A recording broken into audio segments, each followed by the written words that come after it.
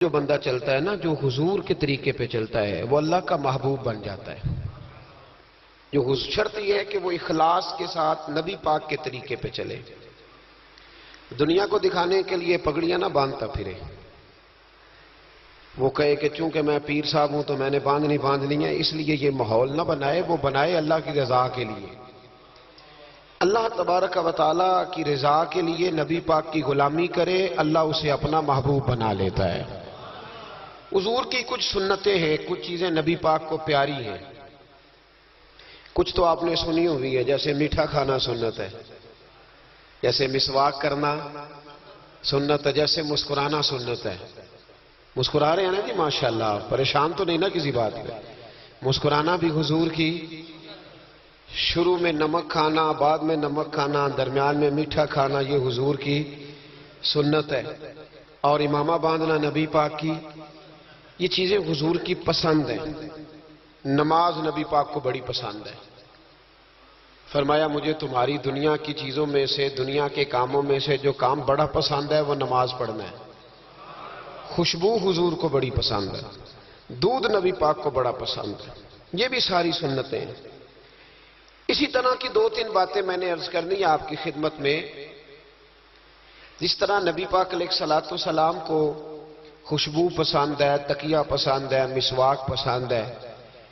اسی طرح تھوڑے مال پر قناعت کرنا یہ بھی میرے نبی کو بڑا ہی پسند ہے۔ تھوڑے پیسوں پہ راضی ہو جانا یہ نبی پاک کو، سادے مکان میں رہنا یہ حضور کو بڑا پسند ہے، سادی روٹی کھانا یہ میرے نبی پاک کو بڑا، یہ بھی حضور کی پسند ہے۔ تھوڑے رزق پہ راضی ہونا اور اس طرح راضی ہونا کہ لمبے سجدے ادا کرنا یہ میرے نبی پاک کی پسند ہے۔ حضور نے صرف غریبوں سے پیار نہیں کیا، ہمیں یہ سنایا جاتا ہے اور ہم ہمیشہ یہی سنتے ہیں کہ حضور نے غریب سے بڑی محبت کی۔ نبی پاک نے صرف غریب سے پیار نہیں کیا، دراصل حضور نے غریبی سے پیار کیا ہے۔ کوئی نہیں سمجھ آئی آپ کو؟ حضور نے صرف غریبوں سے پیار نہیں کیا، نبی پاک نے، اس کا معنی یہ ہے کہ حضور نے غریب رہنا پسند فرمایا ہے، غریبوں کی طرح رہنا نبی پاک نے، سادہ مکان، ایک وقت کا کھانا اور سادی غذا، جس طرح غریب نہیں رہتے پرانے گھروں میں، کچے مکانوں میں، ٹوٹی چٹائیاں، ایک دو پیالے گھر میں، لمبے چوڑے برتن کوئی نہیں، یہ نبی پاک کی پسند ہے، یہ رسول پاک کی پسند ہے، اس کو محبوب جانا ہے نبی پاک صلی اللہ علیہ وسلم۔ حضور نے اس کو پسند کیا۔ حاتم تائی کی بیٹی قیدی ہو کے آئی، جب اس کے قبیلے پر، اس کے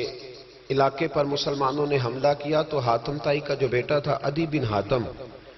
وہ اپنی بہن سے کہنے لگا ہمیں پتہ ہے مسلمانوں کا مقابلہ نہیں کر سکتے تو بھاگ جانے میں بہتری ہے، چلو بھاگ چلتے ہیں۔ تو بہن کہنے لگی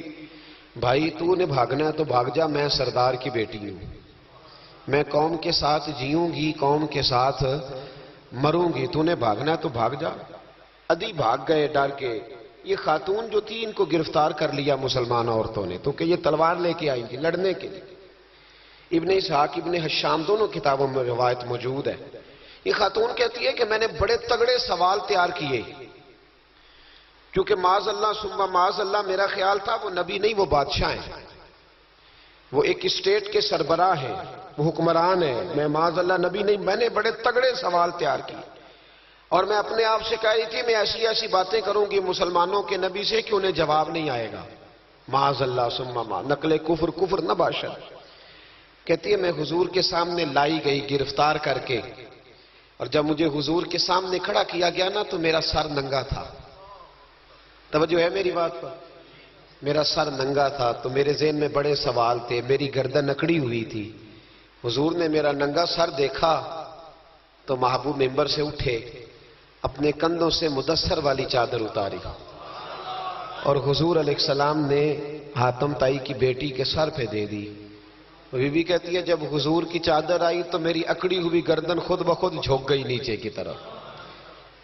خود بخود جھک گئی، سوال ابھی بھی میرے ذہن میں موجود تھے۔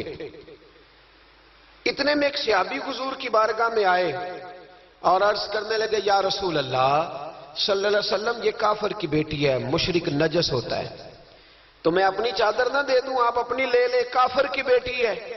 تو محبوب نے اس کی طرف جلال کی نظروں سے دیکھا، فرمایا خاموش ہو جا، بیٹیاں برابر ہوتی ہیں، تیاں سانجیاں ہوندیاں نے، بیٹیاں بولیے جی پکی بات ہے،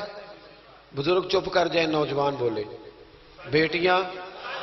اللہ آپ کو خوش رکھے، تیاں سارے دیاں، ہاں ہاں